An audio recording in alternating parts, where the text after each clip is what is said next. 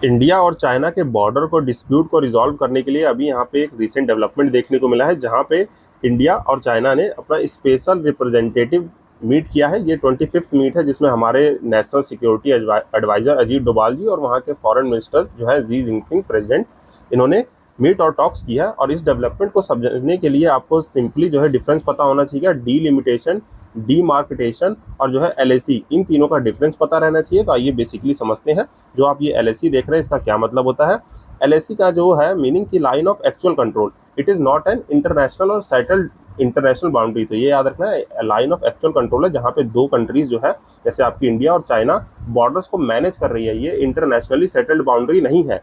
और डीलिमिटेशन का मतलब क्या होता है, ये एक एग्रीमेंट है जहाँ पे बाउंड्री शुड लाई करेगी। तो ये अभी मीट जो हुआ है, यहाँ पे इन्होंने बात की है कि बाउंड्री कहाँ कहाँ रहनी चाहिए।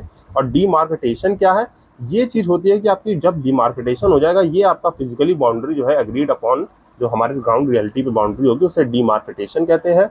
अब ये लाइन ऑफ एक्चुअल कंट्रोल जानते हैं, ये 3 सेक्टर्स में डिवाइडेड है। ये 3 सेक्टर्स कौन से हैं, इसको समझेंगे। वेस्टर्न सेक्टर है, middle east sector, middle sector है और ईस्टर्न सेक्टर है। अब वेस्टर्न सेक्टर में आपका आता है जो स्काई चीन और लद्दाख वाला जो रीजन है, बाउंड्री स्काई चीन और लद्दाख, ये आता है। मिडल में आपका हिमाचल प्रदेश और उत्तराखंड आ जाएगा।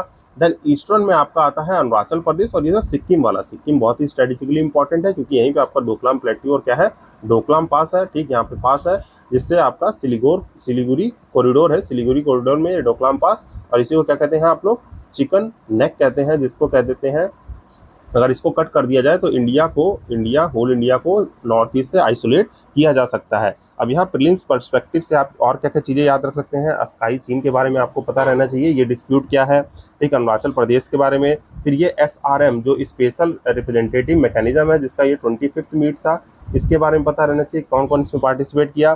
फिर यहाँ पे आप देख रहे हैं, ये जो 24th जो पिछली बार वाली हुई थी, यहाँ पे WMCC था। WMCC का मतलब क्या हो गया, जो आपकी working mechanism and consultants coordination है, उसके थ्रू जो है मीट होती है ये।